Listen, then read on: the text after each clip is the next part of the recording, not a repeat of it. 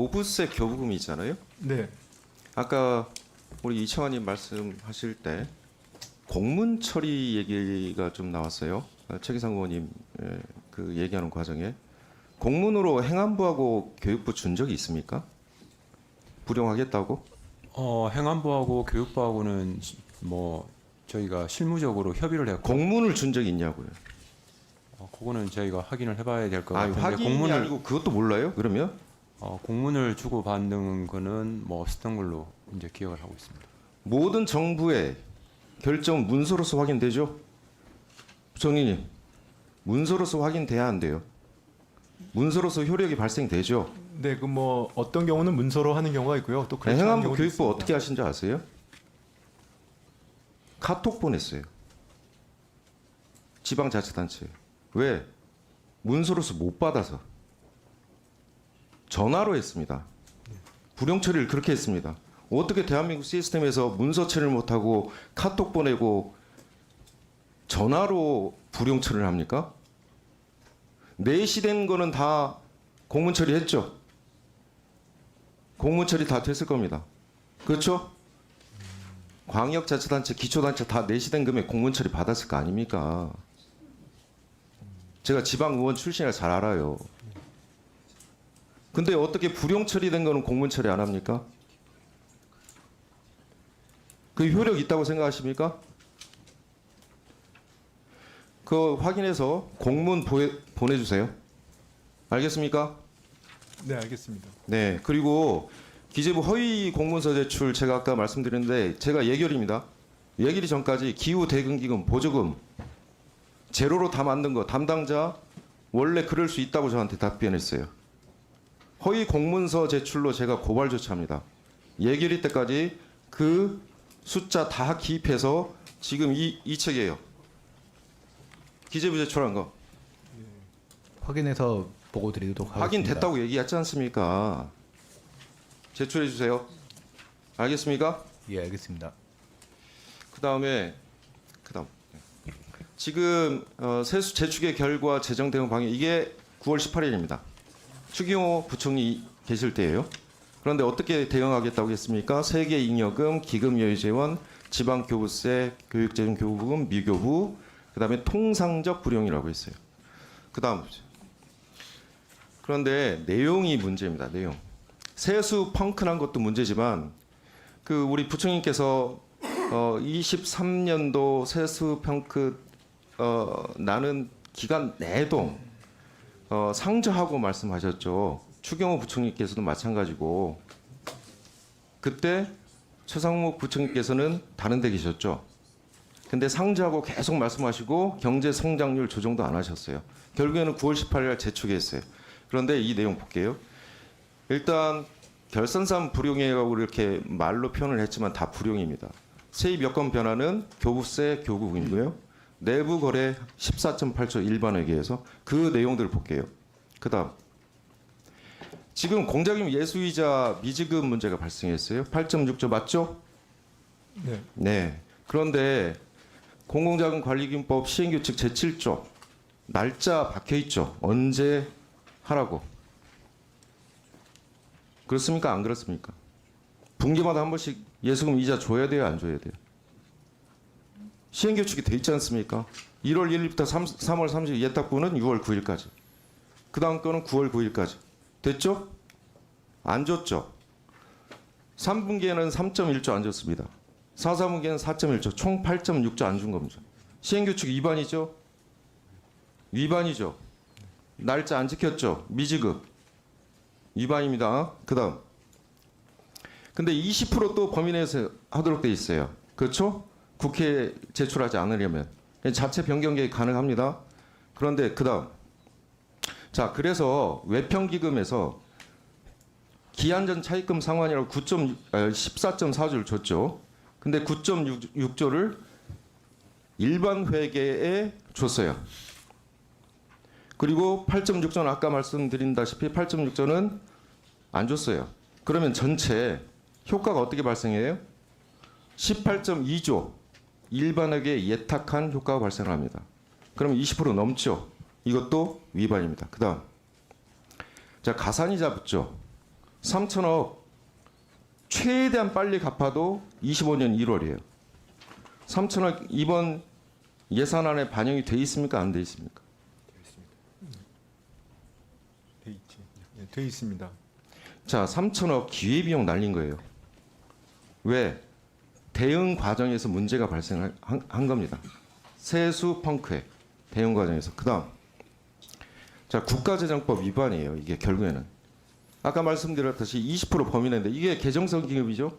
금융기금 아니죠. 20% 내에서만 해야 돼요. 근데 28% 넘었습니다. 위반입니다.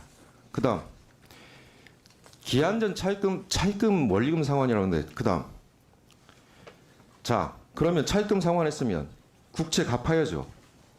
왜? 공자기금으로 국채 반영해서 외평기금으로 줬으니까 외평기에서 다시 차입금 상환했으면 국채 갚아야 되잖아요. 그러면 국채 상환 실적 포함돼 있어요? 안 돼 있죠. 안 돼 있지 않습니까? 왜? 9.6조 일반 회계로 줬으니까요. 국채 갚은 게 없죠. 위반입니다.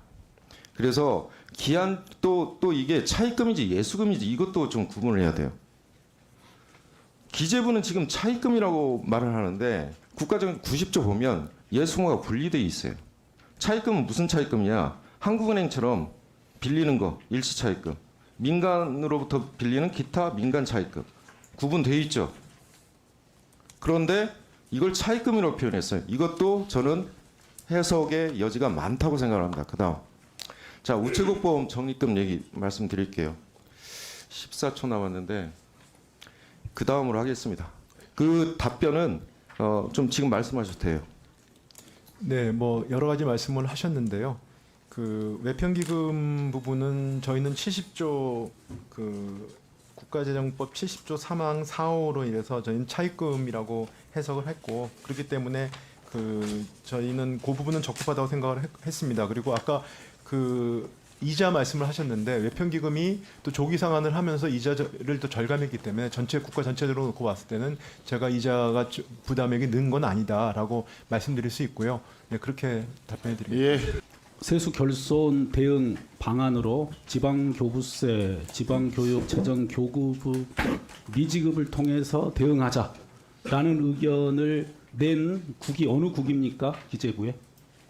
국고국인가요? 재정정책국인가요? 어디입니까, 차관님? 그 부분은 뭐 특정국에서 어디입니까? 아이디를 냈다기보다는 그 내부- 전반적으로 자, 간부회의에서 이야기가 된 걸로. 그거 맨 처음 내신 분 있으면은 자신 있게 저쪽에 가서 좀 서서 기다려 주세요. 헌법 위반, 그 다음에 법 위반 이런 얘기 나오는 거 알고 계시죠? 헌법재판소에서 권한쟁의 심판 지금 진행 중인 거 알고 계세요? 그 부분 제가 파악하지 못했습니다. 그걸 몰라요? 헌법재판소에서 권한쟁의 심판 공무원이 헌법 위반하면 어떻게 됩니까? 법 위반하면 어떻게 되죠? 당연히 위반하면 안 된다고 생각합니다. 안 된다는 정도가 아니죠. 헌법 위반하면 공무원 탄핵돼야 되지. 징계받아야 돼요. 형사적으로 법 위반되면 공무집행 방해, 허위 공문서 작성, 직권남용, 권리행사 방해, 형사 처벌됩니다. 지금 기재부에서는 본인들의 판단이 옳았다고 얘기하시잖아요. 예, 그렇습니다. 그럴 수는 있습니다. 그러면 그게 옳지 않았다라고 결론이 나면 책임을 져야 돼요. 그래서 물어보는 거예요. 맨 처음 이 아이디어 낸 사람 누굽니까? 기재부의 어느 국장인가요? 아니면 우리 1차관 이전에 용산에 있었죠? 예, 그렇습니다. 대통령실 의견입니까? 누굽니까? 자랑했으면 손 들어보세요. 잘한 의견이니까 상을 좀 받아야 되지 않나요? 누굽니까? 저희 기재부 전체적인 정무적인 판단이지. 그럼 누구 전체적으로 특정- 다 책임질 거예요. 예, 예, 그렇습니다. 헌재에서 권한쟁의 심판 지금 진행 중인 거 장관 알고 계세요? 제가 지금 와가지고 네, 죄송합니다. 국회에 자 같이 들으세요. 국회에 낸 서면에 네네. 허위 내용이 있으면 됩니까 안 됩니까 장관? 네, 안 됩니다. 안 되죠. 네. 얼마 전에 전직 대법원장이 검찰에 비공개 소환조사 받았다는 언론 기사 보셨습니까? 네. 차관 보셨어요? 1차관? 못 봤습니다. 2차관 보셨어요? 네, 맞습니다. 어떤 내용인지 아세요? 2차관? 뭐 전직 대법원장께서 국회에 제출한 자료에 뭘 잘못 썼다는 걸로 국회에 조사를- 제출한 자료에 허위 내용이 있었다고 고발을 누가 했는지 아세요? 고발 주체. 그것까지는 파악을 못했습니다. 당시에 국민의힘이 했다고 기사에 나왔을 겁니다. 국회에 낸 결산 관련한 내용에 허위가 있으면 허위 공문서 작성과 동시에 공무집행 방해 혐의를 받을 수 있고 지금 전직 대법원장도 조사받고 있다는 내용을 부총리하고 차관들 뒤에 국장들께 말씀드립니다. 아까 우리 김영환 의원께서 말씀하신 부분도 그렇고 다른 부분에 대해서도 마찬가지라는 의견을 드려요. 우리 부총리께 말씀드릴 건 이겁니다. 세수 결손 부분을 지방교부세, 지방교육재정교무금, 미지급을 통해서 해결하자 의견을 낸 사람이 누구냐고요. 이 좋은 아이디어를 낸 사람이. 그걸 알고 싶습니다. 누구죠? 공무원이 잘했으면 상 받고 못하면 책임져야 되는 거죠. 그 과거에도 저희 과거 얘기하지 마요. 제 질문에 답변하세요. 예. 누가 냈습니까? 용산에서 냈습니까? 저는 당시에 용산에 짜왔던 거로 기억합니다. 기재부에 계셨잖아요. 예. 차관보. 예. 또 누가 냈어요? 회의하실 때 하셨으니까 좋은 아이디어를 널리 알려야죠. 다음에도 이렇게 하라고. 국회랑 상의할 필요 없다. 아이디어 누가 냈습니까? 법률 검토 누가 했을 거 아니에요. 누가 했어요? 알려주세요. 누가 했습니까? 이거 국회 가서 국회의원들한테 무슨 이걸 상의하냐. 우리가 마음대로 하면 되지라는 의견 누가 냈냐고요. 이걸 누가 냈을 거 아닙니까? 과거 사례도 검토했고 2013년도에도 그렇게 하지 말라고 국회에서 시정 요구했잖아요. 알고 계세요? 부총리? 알고 계십니까? 지방자치단체에서 이번 일로 얼마나 큰 타격을 받을지 전국에 있는 지방자치단체 장들하고 누구랑 얘기를 해보셨어요? 얼마나 어려움이 있는지? 공문 보내면 답니까? 누구랑 얘기하셨어요? 부총리 지금 이번에 이 문제 때문에 지방이 얼마나 어려운지 얘기 들으신 바 있으세요? 시장 군수들 와서 얘기하던가요? 뭐 시장 군수들하고 얘기를 나눈 적은 있습니다. 근데 이 부분에 대해서 뭐 개별적인 어려움을 얘기하시는 분은 들었습니다. 근데 전체적으로 저희가 그 올해 지금 작년에 세수 부족과 관련돼 가지고 지방세 교부금과 교부세를 조정한 내용과 관련해서 전체적으로는 그 큰 숫자로 놓고 봤을 때는 그 지방의 어떤 지방의 지출 자체가 크게 줄지는 않은 걸로 제가 파악을 하고 있습니다. 자, 이번에 그 행위가 국회의 심의확정권, 국회의원의 심의의결권을 침해했다. 지방자치 제도를 본질적으로 침해한 것이다. 지방재정법, 국가재정법, 지방자치법이 위반된다. 우리의 행정법상 신뢰보훈칙에도 위반된다는 수많은 주장이 있고 관련해서 지방자치단체가 정부를 상대로 권한쟁의 심판 청구한 거 총리 알고 계세요? 모르세요? 네, 그건 알고 있습니다. 알고 계시죠? 네. 자, 그 부분에서 기재부가 문제가 있다라고 판단이 나오면 누가 어떻게 책임질 겁니까? 헌법 위반, 법률 위반이에요. 지금 이 중요한 사항. 국회랑 상의도 안 했습니다. 권한이 있으면 책임을 져야죠. 총리 어떻게 하시겠어요, 부총리? 뭐 그 가정을 갖고 제가 답변을 드릴 수는 없는 것 같고요. 말씀하신 대로 뭐 그런 부분들에 대한 제가 그 관련 법률에 따라서 뭐 기획재정부가 판단한 것이니까 제가 책임이 질 게 있으면 책임을 지겠습니다. 그리고 그 과정에서 형사처벌의 가능성이 있으면요. 우리 기재부의 이런 행위도 저는 검찰과 법원의 판단을 받을 때가 됐다고 생각합니다. 안 그러니까 마음대로 하시잖아요. 아이디어 누가 냈겠죠.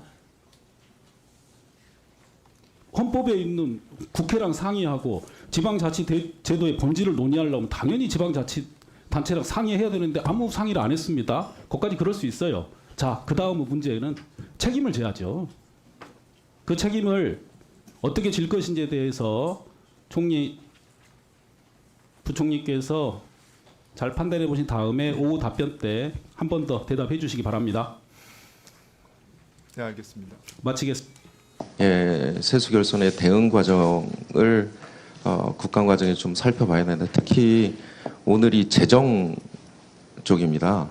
그러면 세수 결손에 대한 대응 과정에 대해서 기재부가 어떤 계획을 가지고 있는지 분명히 제출해 주셔야 되는데 사실은 이건 국정감사를 피하기 위한 꼼수라고 저는 생각을 합니다.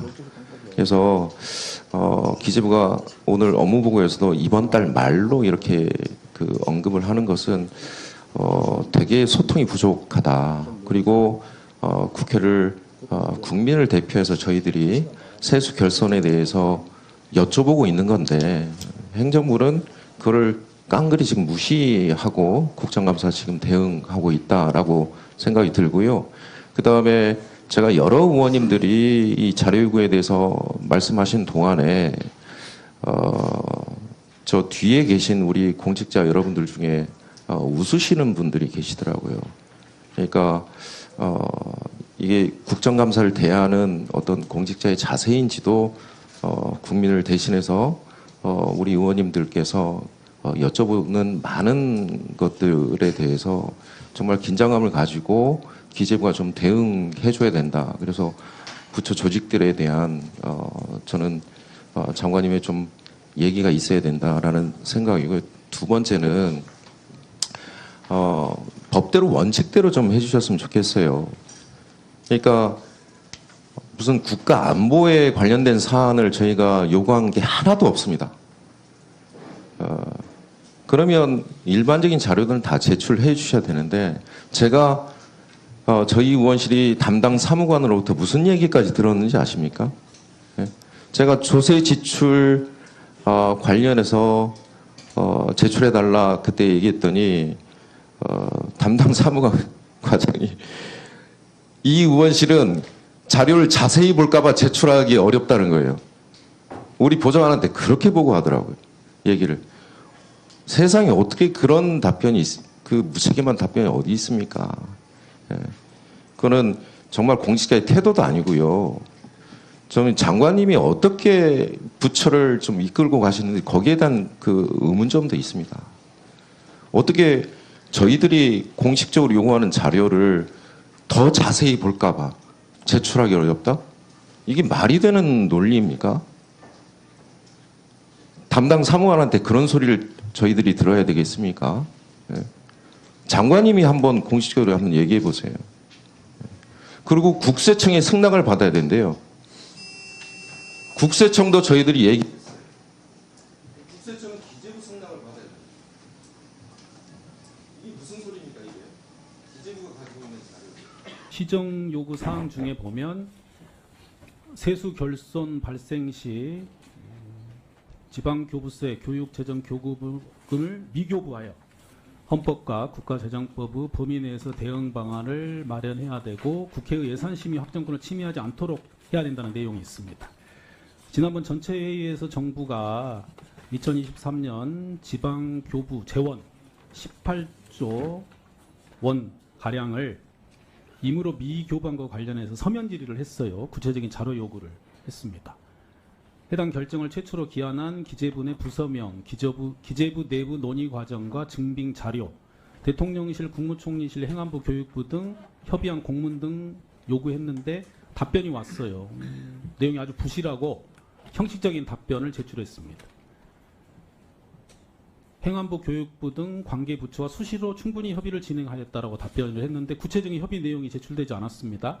그래서 기재부 문서 수발신 목록 등에서 혹시 교부세, 교부금 관련 부처 간 협의 요청 등 공문이 있는지 살펴보고 있는데 아직 찾지 못했습니다. 이런 중요한 사안에서 공적 문서가 남아있지 않는 것은 보통 일이 아니겠죠. 16조 원이나 18조 원이나 되는 돈을 만일에 법원에서 판결을 작성했는데 증거도 없이 판사들끼리 모여서 이게 맞다라고 판결문 작성하면 있을 수 없는 일이죠. 그리고 지금 이 사안은 헌법재판소에서 권한쟁의 심판 중에 있기 때문에 반드시 그 과정을 들여다봐야겠다는 말씀을 다시 한번 드리고요. 왜냐하면 이 과정에서 국회의원의 심의 확정권이나 국회의 심의 의결권 침해 여부, 지방자치제도의 본질적 침해 여부, 지방재정법, 국가재정법 등 법률 위반 문제, 행정법상 신뢰보 원칙 위반 문제 등 중요한 헌법적 법률적 쟁점이 있습니다. 책임 행정의 차원에서 국회에서 반드시 살펴봐야 되니까 자료를 신속하게 제출하시기 바라고요. 만일 회의록 등이 있는데 국회에 제출하지 못할 사유면은 제가 직접 보러 기재부를 방문하겠습니다. 최대한 협조해 주시기 바랍니다. 말씀드렸다시피 민주공화국에서 제1의 주권부서는 의회입니다. 행정부는 국회에서 정한 법률과 예산의 범위 내에서 집행하는 기관이에요. 다만 특별한 사유가 있어서 결정을 따로 했다면 나중에 국회에 보고를 해야죠. 보고 안 하는 것은 행정부의 존재 이유와 거리가 뭔지 판단을 하고 있는 겁니다. 사법부도 3심제를 통해서 본인들의 판단을 교정받고 있고 국민들께 공개하고 있는데 18조 원이나 돈을 마음대로 결정해놓고 왜 국회에 보고를 안 합니까? 이 부분은 앞으로 국정감사 전에라도 반드시 보고 빨리 해주시고 국감 과정에서나 내년도 기재부 일을 관련해서 준비하는 과정에서 계속 살필 예정이니까요. 반드시 제출하기를 바랍니다. 마치겠습니다. 제가 2004년부터 2023년까지 20년 동안 정부의 추경 상황을 한번 살펴봤어요. 세수 결손이 2조 원 이상 발생한 회계년도가 5번 있었는데 그중에 4번은 전부 세입 예산액을 경정하는 추가 경정 예산을 편성했습니다. 5번 중에 4번을 그렇게 했습니다.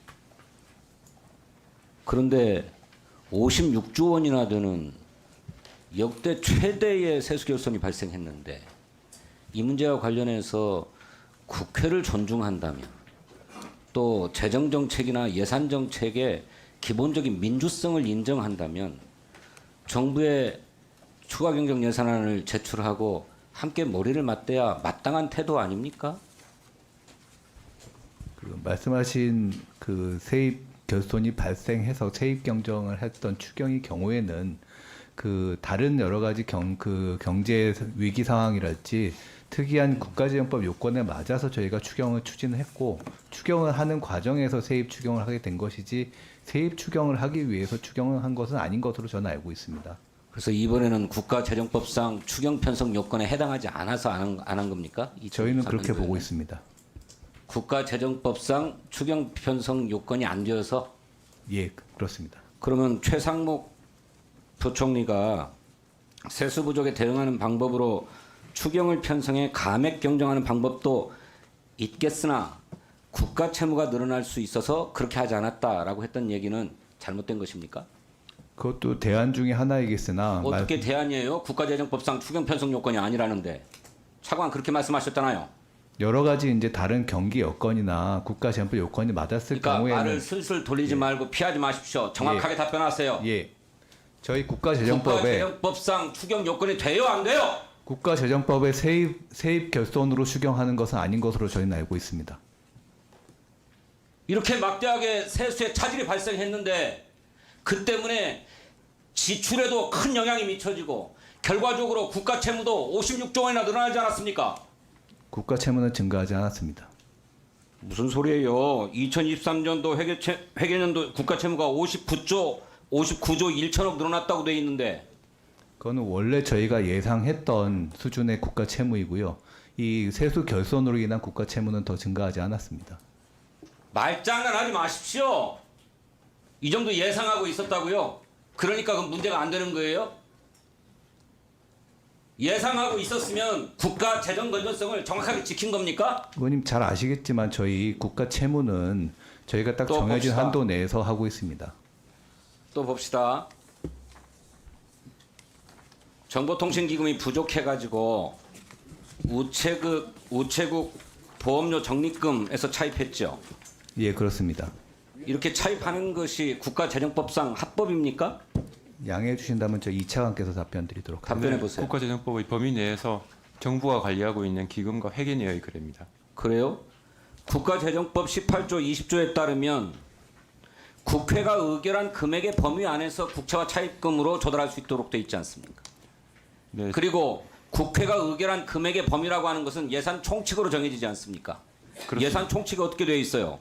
주택도시기금 19조 원, 공공자금 관리기금 169조 원, 외국환 평형기금 27억 달러. 이것이 국채와 차입금 한도액으로 예산 총칙에 명시되어 있어요. 그런데 이렇게 명시되어 있지 않은 우체국 보험 적립금에서 정보통신기금 차입했잖아요. 네, 그렇습니다. 이게 총칙의 위반 아닙니까? 예산 총칙에 규정되어 있는 부분은 그 중앙 정부가 완전히 외부에서 자금을 차입할 때를 규정을 한 부분이고요.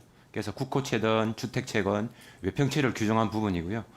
방금 의원님께서 질의하신 부분은 정부 내에서 관리하고 있는 회계 기금 간의 거래라고 보시면 됩니다. 그거 잘 모르겠네. 주택도시기금이나 공공자금관리기금, 외국환평기금 정부 내에서 관리하는 기금이 아닙니까? 아니요, 그 주택도시기금에서 발행하는 주택채는 주택도시기금이 채권을 발행해서 외부에서 자금을 조달하는 겁니다. 외평채도 마찬가지입니다. 아니 그러니까 말입니다. 국채와 차입금의 한도액을 요 세 가지 기금에서 한도액을 다 정했잖아요. 예산총 측에서. 네, 그거는 이제 정부가 민간에서 자금을 끌어올 때 그 정부 국가 부채가 늘어나기 말 때문에 그 돌리지 부분을 마십시오. 예산총 측에 규정한 부분입니다.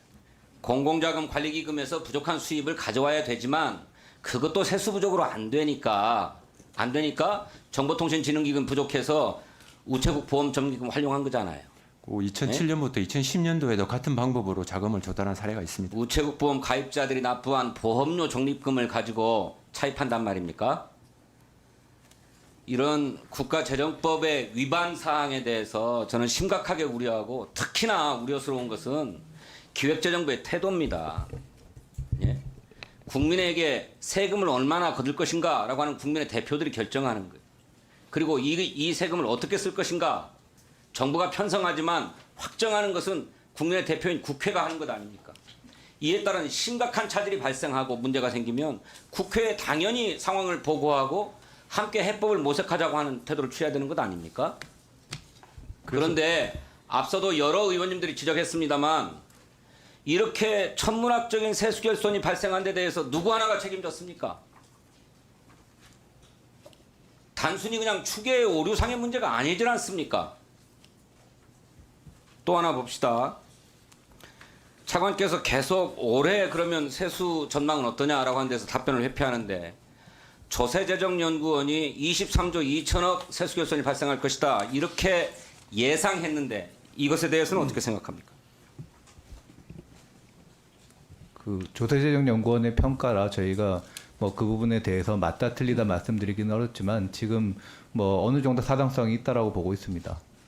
그러니까 올해 세수 결손 전망도 이 즈음에서 발생할 거다 이렇게 보고 있는 거잖아요. 자세한 거는 저희가 8월 초에, 9월 초에 글쎄, 뭐 중간 연합 결과를 9월 봐야지. 초나 얼마나 남았는지 모르겠습니다만 그 뭐 한 일주일 상관으로 정부의 세수 추계 규모가 바뀝니까? 그래서 저는 기획재정부의 태도의 변화를 촉구합니다. 그렇게 하면 안 돼요. 기획재정부가 지고지선하지 않잖아요. 기획재정부도 오류가 있을 수 있잖아요. 예, 저희 세수 결손과 오류 부분에 대해서 죄송하게 생각하고 있습니다. 국민에게 가해지는 것 아닙니까? 이걸 어떻게 해결할 것인가 하는 문제는 머리를 맞대고 해결하자. 야당의 의견도 듣고 여당의 의견도 듣고 국민의 목소리도 들어서 함께 고통을 분담해야 되겠다. 또 함께 극복하자는 의지를 모아야 되겠다. 이런 태도를 보여야 되는 거 아닙니까? 그 부총리님 김건희법이라고 아시죠? 모르겠는데 제가. 개식용 종식법 혹시 그건 압니다. 모르십니까? 네, 그건 예. 압니다. 네. 그게 지금 지난 6월에 대통령실에서 보도 자료를 냈는데 대통령실에서도 아예 김건희법이라는 용어를 쓰더라고요. 부총리님 꽤 오래 공직생활 하셨죠? 네. 법률명에 이렇게 영부인 성함을 넣어서 부르는 경우 보신 적 있습니까? 글쎄 저는 뭐 없습니다만 네. 예, 그리고 이 김건희법이라고 불리는 이 법에 따라서 개식용 종식 기본계획이 지난달에 발표가 됐습니다. 제가 보니까 앞으로 3년간 3천억이 넘는 예산을 정부와 지자체가 투입하는 걸로 돼 있고요. 기재부도 지난 8월에 총 사업비 약 3,600억을 예타를 면제를 하셨죠. 네. 김건희법으로 돼 있으면 예산이 프리패스, 하이패스입니까? 뭐 지금 예타 관련돼서 법령에 근거를 두는 경우에는 네, 예타 면제하는 조항이 있어 그 조항을 원용해서 된 걸로 알고 있습니다. 지금 3천억으로 되어 있는데요. 지금 제가 구체적인 내용들을 보니까요. 지금 기본 계획대로 추진을 하시면은 아마 이 김건희법이라고 불리는 개식용 종식법 시행하는데 1조 원 이상 들 걸로 보입니다. 하나하나씩 좀 따져볼게요. 개 사육업자에 대한 폐업 지원 인센티브가 있습니다. 3년 뒤에 폐업하면 개 한 마리당 20만 원인데 올해, 그러니까 내년 지금 당장 폐업하면은 60만 원을 주는 형태로 인센티브를 지급하겠다고 해요. 지금 46만 6천 마리가 있는데 여기에 60만 원씩 모두 보상을 만약에 내년에 한다 그러면은 이것만 2,796억이 소요가 됩니다. 근데 내년 예산은 562억만 지금 돼 있어요. 그리고 제가 보다가 이 도저히 말이 안 된다고 생각했던 게요. 국가와 지자체에서 이 개들을 인수받을 거 아니겠습니까? 이 풀려난 개들 보호 비용 예산 책정해 놓으셨습니까? 제가 보호 관리비가 있네요. 보니까 네네. 얼마로 돼 있죠? 이게 이건가? 이게 90억으로 돼 있는 숫자인가? 총사 90억으로 돼 있는 걸 보고. 자, 46만 6천 마리입니다. 지금 농림식품부에 따르면 동물보호센터에 수용 가능한 개는 6천 마리라고 해요. 46만 마리를 키워야 돼요. 1년에 46만 마리 키우는데 돈이 90억으로 됩니까?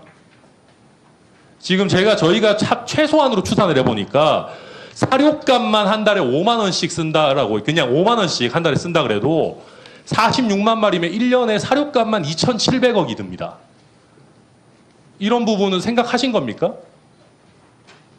이 예산 편성은 아마 농림부에서 한 걸로 알고 있는 농식품부에서 했을 텐데요. 네, 이거 지금 농식품부에서 했다라고 넘어가실 게 아닌 게요. 이 개식용 종식위원회에 기재부의 정책조정국장님이 당연직 위원으로 들어가 있어요.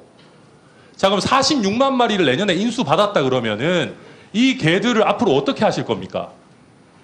1년에 2,700억이 드는데 이 개들 좀 표현이 그렇지만은 안락사 시키실 겁니까?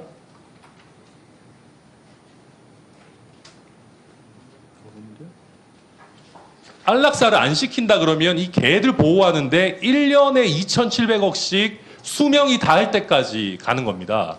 이런 지금 조 단위로 돈이 쓰여질 수 있는 부분에 대해서 이렇게 간단하게 제대로 된 검토 없이 하고 있는 거 도저히 이해하기가 어렵고요.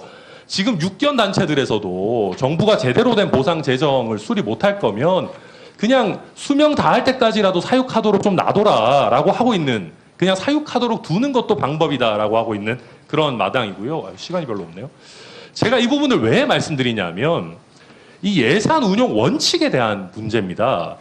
윤석열 대통령께서 자유를 그렇게 말씀하시고 부총리께서도 자유시장 경제에 기반해서 정책을 집행하고 수립한다, 뭐 여러 위원님들한테서 그렇게 말씀하셨죠. 정부가 할 것과 시장이 할 걸 구분하겠다. 근데 개식용 산업 이미 사양 산업인데 부총리님, 이렇게 사양 산업에 폐업 지원을 하는 거에 3천억이 넘는 정부 예산을 투입한 사례가 있습니까? 이 부분은 뭐 경제적인 합리성보다는 일단은 이 부분은 어차피 이 육견 업계에 계신 분들도 폐업을 하셔야 되니까 저희가 이런 부분들에 대해서는 뭐 예를 들어서 뭐 택시 사업하는 분들한테 저희가 그 폐업 지원을 해준다든지 하는 그런 사례들과 비슷하다고 저는 생각을 합니다. 아니 그러면 최소한 예산을 제대로 책정을 하셔야죠. 이 보호 비용 이런 부분에 대해서 예산 책정 제대로 되어 있는지 따져보시고. 네, 따져보겠습니다. 네, 그렇게 하겠습니다. 작년에 수입도 한 52조 그러다 보니까 지출 한 28조 감소를 했는데 이게 이렇게 우리 국민 경제 또 우리 성장률에 정부가 전혀 기여를 하지 못하고 오히려 마이너스 역할, 부정적 역할을 했다. 저는 그렇게 평가를 해요. 그래서 재정 건전성 뭐 마치 종교처럼들 말씀하시는데 관리재정 수지 87조 적자였어요. 지금 이게 결산국회인데 이 시점에 있어서 정부, 특히 경제정책 총괄하고 있는 부총리는 국민들께 이 사태에 대해서, 이 상황에 대해서 재정 당국 책임자로서 한 말씀 하셔야 되는 거 아니에요? 반성문 쓰고 결산하고 내년도 예산 심사하고 이렇게 해야 되는 거 아닌가요? 네, 그럼 뭐 의원님 말씀 지적하신 것처럼 뭐 정부의 경제 정책 책임자로서 지금 여러 가지 작년에 특히 저희가 세수 결손이 나오게 된 그런 원인과 그다음에 우리 경제 성장률이 예상보다 좋지 않았던 거에 대해서 저희도 좀 더 노력을 했었어야 된다고 생각을 합니다. 다만은요. 네, 다만은 귀에 네. 못이 박히도록 들었고 네, 그 우리가 이제 예산안을 말이죠. 네. 수입과 지출에 대해서 국회에서 의결을 거치는 이유가 뭡니까? 국회에서 의결하는 이유가 뭐예요? 그렇게 국회에서 의결함으로써 갖게 되는 예산의 지위가 뭡니까? 법적 지위를 갖잖아요. 네네 그렇습니다. 그렇잖아요. 네네. 그래서 집행부에서 국회에서 의결한 예산, 즉 수입과 지출에 대해서 함부로 또는 임의대로 그렇게 운영하면 안 되는 거잖아요. 그죠? 네 함부로 운영하면 안 됩니다. 함부로 운영하면 안 되는 거잖아요. 그게 국회 의결을 존중해야 되는 거 아닙니까? 그게 법적 지위를 갖기 때문에. 근데 작년에 누가 보더라도 이거 추가 경정 예산 했어야 될 일 아니에요? 수입도 그렇고 지출도 그렇고. 뭐 전체적으로 이렇게 말씀을 하시면은 아까도 말씀드린 것처럼 그 국회의 아니, 어떤 세상에 수입이 50조가 넘어 재정 총 수입이 52조 적자에 지출을 28조 거의 30조에 가까운 지출을 감소시키면서 어떻게 국회 의결을 안 거쳐요?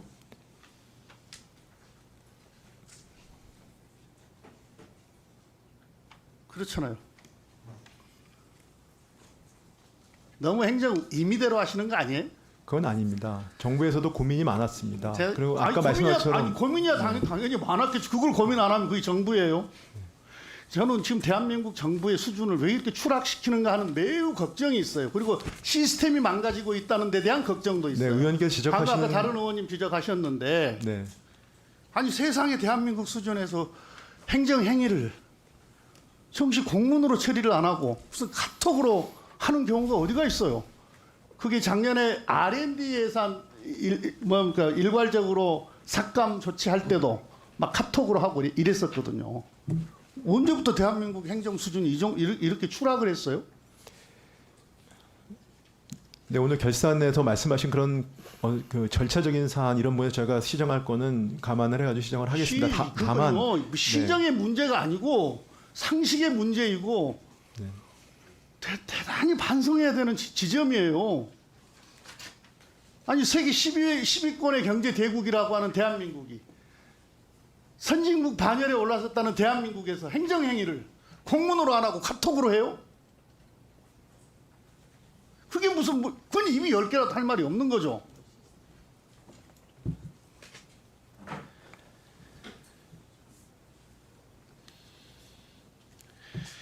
그 역대급 세수 펑크가 나니까 지출 절감으로 대응을 했던 건데 이게 지방교부세 그다음에 교부금 이거 불용 처리한 것 이거 책임 전가한 거예요 지방정부한테. 그래서 지금 지방정부가 얼마나 어려운 줄 아세요? 그다음 방금 앞서 우리 김영환 의원도 이야기했지만 예수이자 이거 제때 이거 갚지 않아서 다음 세대에게 책임 전가하고 있는 거고요.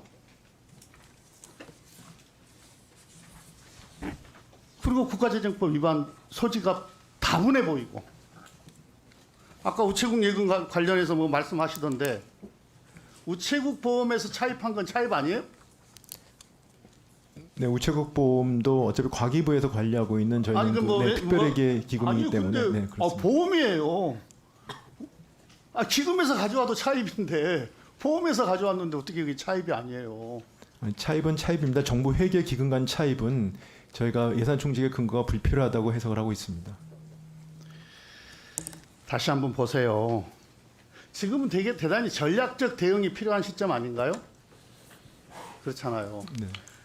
그러니까 금투세 관련해서 한번 이야기해 볼게요. 지금 정부 입장은 뭡니까? 폐지입니까? 네. 그러면 아까 1.5조 정도 예측하고 있죠. 세수 금투세 했을 때. 예측했었습니다. 예, 예측하고 있죠 지금도. 지금은 상황이 좀 다르다고 보고 있습니다. 더 많아요? 여러 가지 상황을 고려해야 되기 때문에 그러니까 더 많냐고, 더 많을 거냐고. 많을지 적을지 예단할 수 없습니다. 그러니까 한 1.5조로 치고. 자, 우리가 세수 중립성 대단히 중요하죠. 금투세 폐지를 해서 1.5조 정도의 예측되는 세수가 결손이 났을 때 어디서 세수 중립성을 확보하실 겁니까? 보통은 우리가 어디선가 이렇게 감세를 할 때는 어디선가 증세를 해서 이 세수 균형을 이루잖아요. 대책이 뭐예요?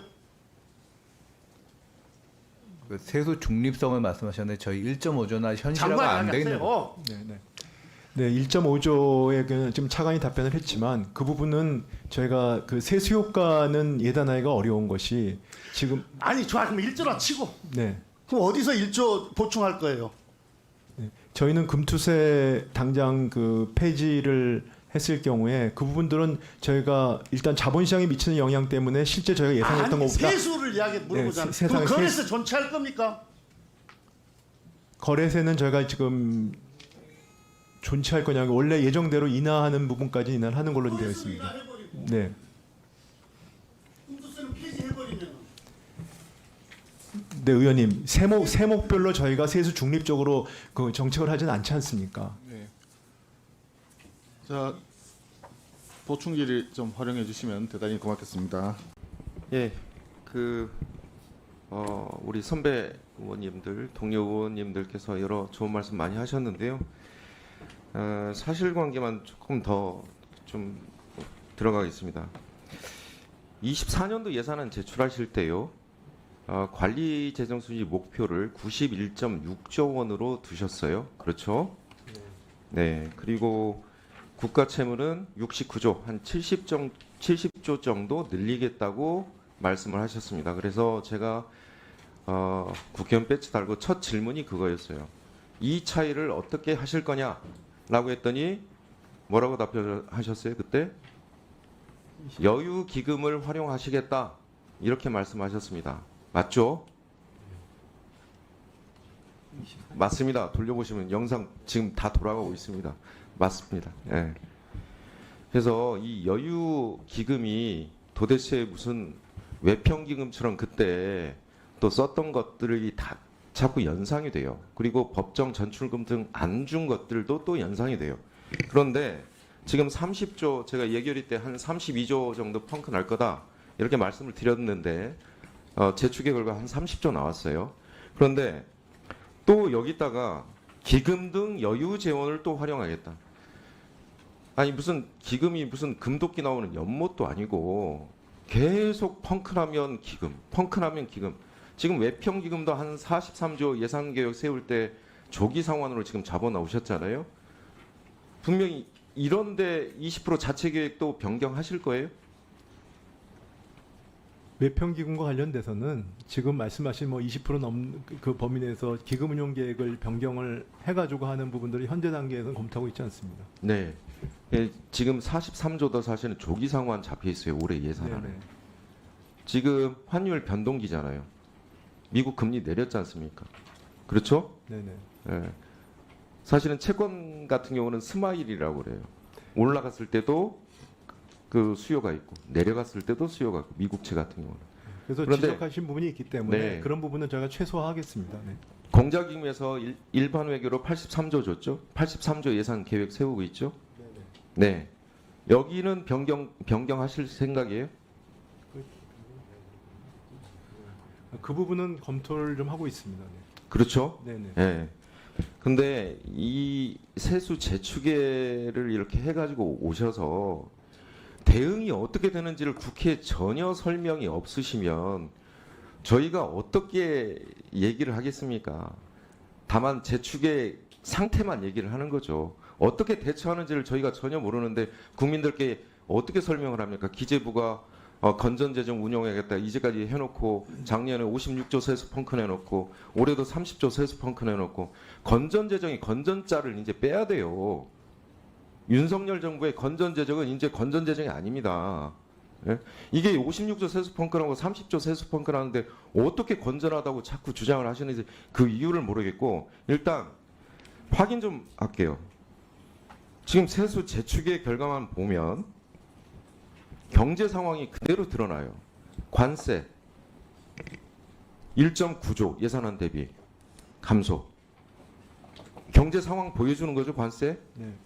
수입액이 줄어들었다는 거잖아요. 그 다음에 개별 소비세. 우리 차경우 의원님께서 9분기 연속 소비 판매액이 줄어들었다고 얘기하셨어요. 개별 소비세 줄어들었어요. 1.2조. 자, 그 다음에 법인세. 여러 의원님들이 다 지적하셨어요. 법인세. 그리고 양도소득세. 아니 기재부하고 국토부 여러 그 부동산 시장 안 좋다고 해서 금융지원 대책 발표했죠. 각종 규제 다 합리화한다고 규제 해체했죠. 그런데도 양도세가 6조 정도 줄어들었어요. 자, 더더군다나 종소세, 종합소득세 4조. 자, 이자, 배당, 근로, 사업, 연금, 기타 소득 있잖아요. 어디서 제일 많이 줄어들었어요? 종합소득세에서 어디서 많이 줄어들었냐고요. 저는 사업소득도 우리 소상공인들이 되게 어려워서 이쪽에서 많이 줄어들었을 거라고 예상이 돼요. 네. 이미 안 봐도 뻔합니다. 그러면 기재부의 경제정책이 이제까지 제대로 대책이 되었느냐? 이 재축의 결과만 봐도 알아요. 경제 상황이 어떤지. 그런데 경제정책이 잘못되지 않았다고 주장을 하세요. 그리고 자료 제출 좀 할게요. 기금 운용 계획 변경 구체적으로 좀 제출해 주세요. 어떻게 할지, 어떻게 대응하는지. 그다음에 한 9조 정도가 교부금하고 교부세 덜 지급하게 될 것 같아요. 목표치를 얼마 가지고 지금 지자체하고 협의하고 있는지 이것도 얘기를 좀 해주세요. 그다음에 법정 전출금들이 있습니다. 의무적으로 그런 걸 어떻게 조정할지 이것도 저희한테 얘기를 해주시고요. 기금에 일반회계에서 전출되도록 해왔던 예산 계획이 혹시 변동이 있는 건지 그것도 제출해 주시고요. 그다음에 또 하나 제일 중요한 거 조세 지출 예산서 있잖아요. 23년도 24년도 예산안에 넣었던 거.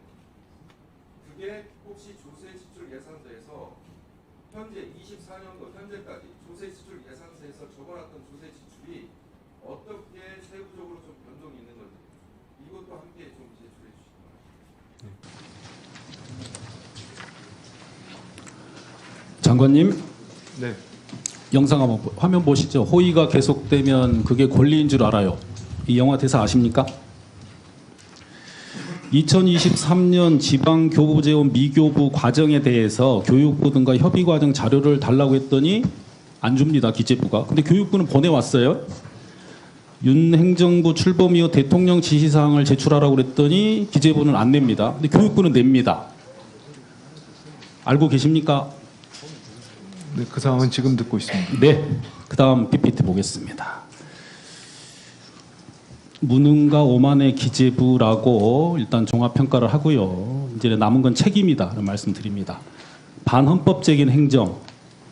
국회와 국민을 무시를 넘어서 멸시하는 수준이 아닌가 생각이 들어요. 다른 행정부와 지자체 위에 군림하고 있다는. 세수 결손이 생겼는데 지방 교부 재원 미지급하는데 국회 심의 의결도 안 거치고 지자체와 협의도 안 합니다. 그 결과는 국민 생활에 중대한 악영향이죠. 관련해서 국회에서 의결해서 자료를 제출을 요구했더니 거부를 해요. 근데 결과는 2년 연속 세수 결손이네요. 또 국정감사에 자료를 달라고 그랬더니 태만합니다. 그래서 지금 2024년 세수 결손에 따른 지방 교부재원 미교부 결정 및 실행 과정이 직권남용죄에 해당되는지 여부를 두 가지 유형에서 최종 확인 중입니다. 하나는 기재부 장차관 등이 국장, 과장 등 담당자에게 헌법과 법률에 위반되는 방식으로 미교부하도록 의무 없는 일을 하게 한 행위.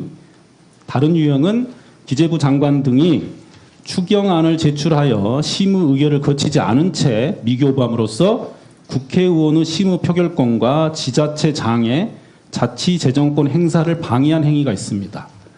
과거 박근혜 정부 시절 문체부 블랙리스트 사건 등 직권남용죄로 처벌된 판결들을 검토를 하고 있는데요.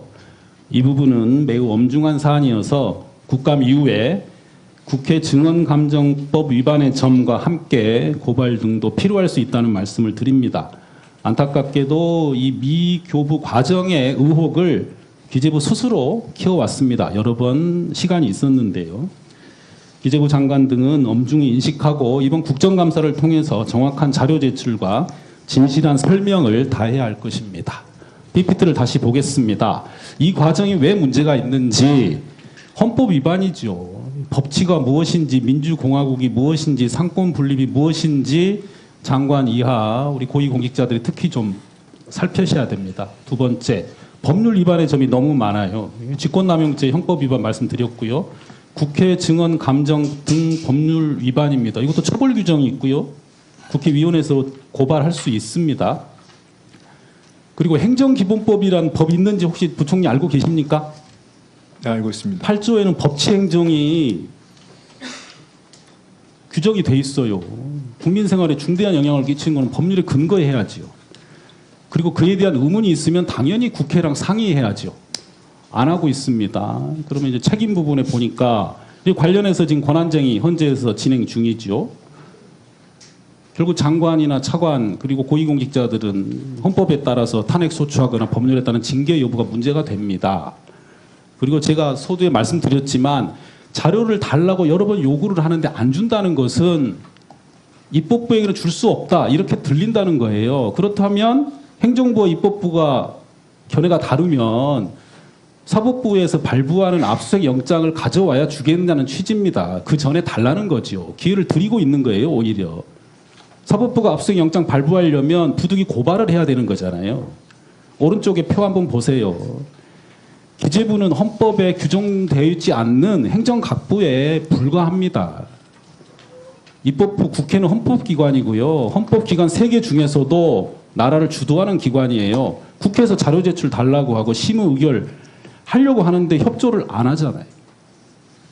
그래서 이 과정을 마무리 짓기 위해서는 기재부에서 국정감사 중에 최선을 다해야 된다는 말씀을 드리고요. 우리 아까 말씀드렸던 예산총괄 심의관 잠깐 나오시면 여쭤보겠습니다. 대기하고 계신가요? 자, 질문을 제가 하겠습니다. 작년에 교육부 차관, 행안부 차관 간담회 때 심의관께서 배석하셨습니까? 안 하셨습니까? 하셨습니까? 안 하셨습니까? 차관님 주제로 했던 적에 한번 배석한 적이 해석했습니까? 있습니다. 예. 이 사건 국무회의 의결했습니까? 안 했습니까? 이 건에 관해서. 국무회의 의결. 국무회의 의결한 건은 아닙니다. 입법부가 행정부에 대해서 자료 제출을 요구하고 특히 상임위에서 의결까지 했는데 자료를 안 내면 그런 생각이 드네요. 행정부하고 입법부가 견해가 다르면 사법부에서 압수수색 영장을 받아오란 얘기로 계속 들립니다. 기재부가 다른 부처와 달리 압수수색을 받아본 경험이 없나 본데요. 입법부에서 정상적인 절차를 거쳐서 자료를 제출 요구할 때 제출하는 것이 훨씬 더 낫지 않을까 싶네요. 인내심의 한계가 왔다라는 말씀을 꼭 드립니다. 기재부가 작년에 세수결손 발표했습니다. 그때 추경을 하지 않고 지방교부재원, 미교부 등으로 대응한 과정에 대한 의사결정 질의를 위해서 자료를 요구를 했는데 계속 안 주고 있어서 오늘 마지막으로 제 오전에 제출 지지로 전까지 제출해 주려고 요구를 합니다. 2023년 9월 세수 제축의 발표 당시에 세수 결손, 지방교부 재원, 추경 편성, 행안부 교육부 등 타 부처와 관련 내용 조정 등의 논의에 참여한 기획재정부의 당시 국장, 과장의 명단과 현재 직책을 함께 작성해서 제출하고요. 두 번째는 작년 5월 19일과 8월 29일에 기재부 2차관과 교육부 차관, 행안부 차관이 간담회를 했는데 그때 배석한 기재부 배석자 명단과 직책을 반드시 오전 주 지르 전까지 제출하기 바랍니다. 그리고 유병서 예산총괄심의관은 제가 오전 주 지르 때 답변을 요청드릴 수 있으니 신속하게 답변할 수 있도록 대기해 주십시오. 이상입니다. 예, 다음 오기영 의원님. 국세청장님, 예, 지능적 불공정 탈세 혐의 고액 자산가 예, 강력 대응하고 있으시지요? 예, 하고 있습니다. 20대, 30대 증여 현황을 저희가 살펴봤더니 5년 동안 무려 증여재산 가액이 76조 원이나 됩니다. 증여세는 14조 원 가량 되네요. 그러다 보니까 이런 기사가 계속 나옵니다. 심해지는 부의 대물림, 20대 이하 아파트 구입 역대 최다. 아래쪽에 보면 강남권 증여 폭발적으로 증가. 오른쪽에 보면 또 100억 원 초과 재산 상속 액수도 38조 원이나 되네요. 근데 이런 국면에 이 더운 여름과 추운 겨울 길거리에서 가게 전단지 나눠주는 청년 아르바이트생들은 시급을 9,860원 받고 있습니다. 하루 종일 동네에서 페리 줍는 어르신들은 1kg 모으면 300원에서 적게는 100원 받으셔요. 이 불평등의 심화는 사회적 갈등을 초래하고 가난한 국민의 존엄을 해칩니다. 우리 대한민국의 지속 가능성을 저해야 하는 중대한 문제거든요. 오늘 청장님 중점 추진 과제에서 이렇게 보고하셨어요. 치밀한 세수 관리를 통해서 세입 예산 조달하겠다. 상속 증여 시 정당한 몫의 세금을 부담토록 하겠다. 엄정한 세무조사를 통해서 적시에 탈세 대응하겠다. 다 동의하고요. 이 부분 엄격하게 해주셔야 됩니다. 저는 지금 국세청의 사명이 불로소득과의 전쟁 그리고 탈세 철퇴라고 생각합니다. 토지 관련해서는 기업이나 사립학교, 언론사, 종교단체의 토지 등 부당한 감면 한번 좀 검토해 보시고요. 상속 증여 관련해서는 부의 세습 막아야 됩니다. 특히 고액 탈세자는 검찰의 기후재식 수사 이거 배워야 됩니다. 끝까지 징수해 주세요. 다음 보겠습니다. 조세평등주의 우리 헌법에 의한 평등에 의해서 나온 정말 중요한 원칙이잖아요. 이런 헌법재판소 결정이 있습니다. 소위 조세특례는 조세평등주의에 반한다. 불평등.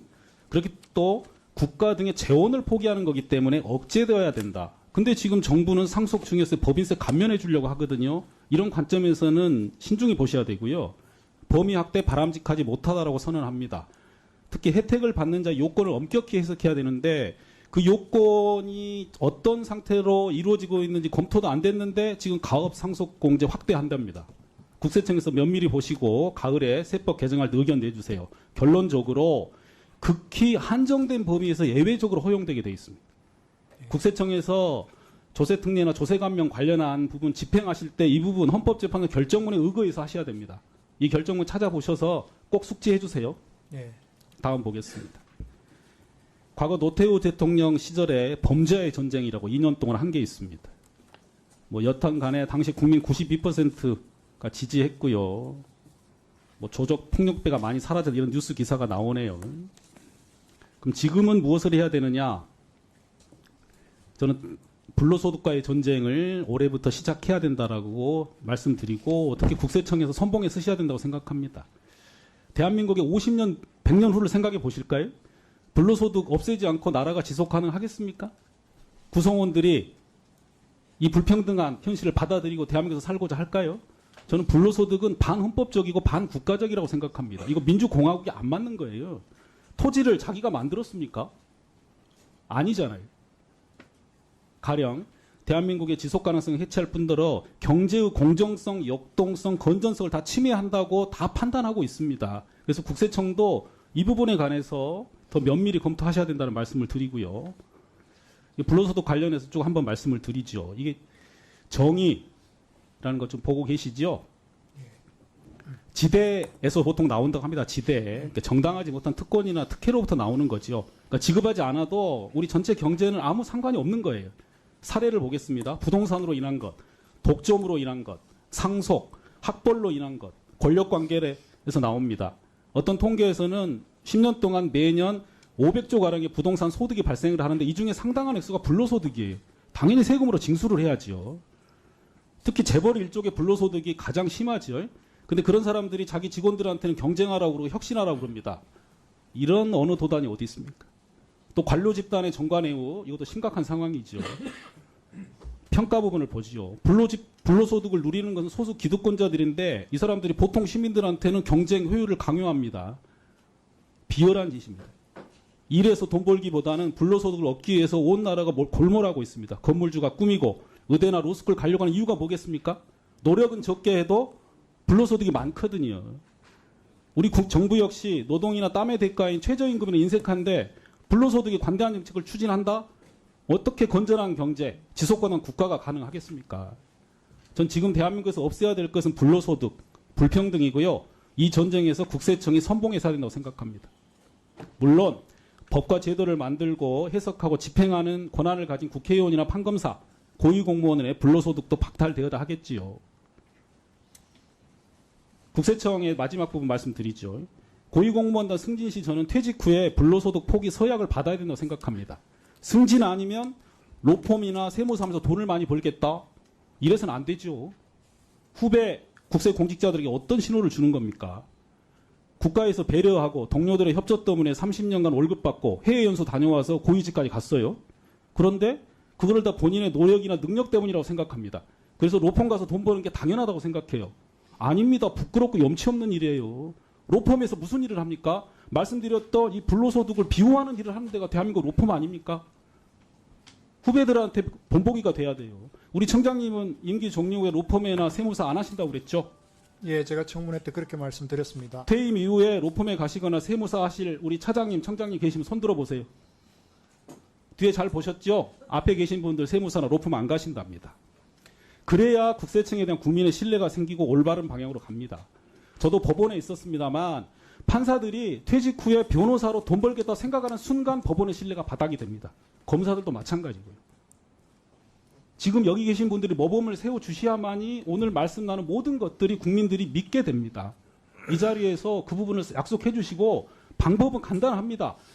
나 앞으로 세무사나 로펌 안 가겠다고 말씀하시는 분을 승진시키세요. 능력 차이 별로 안 납니다.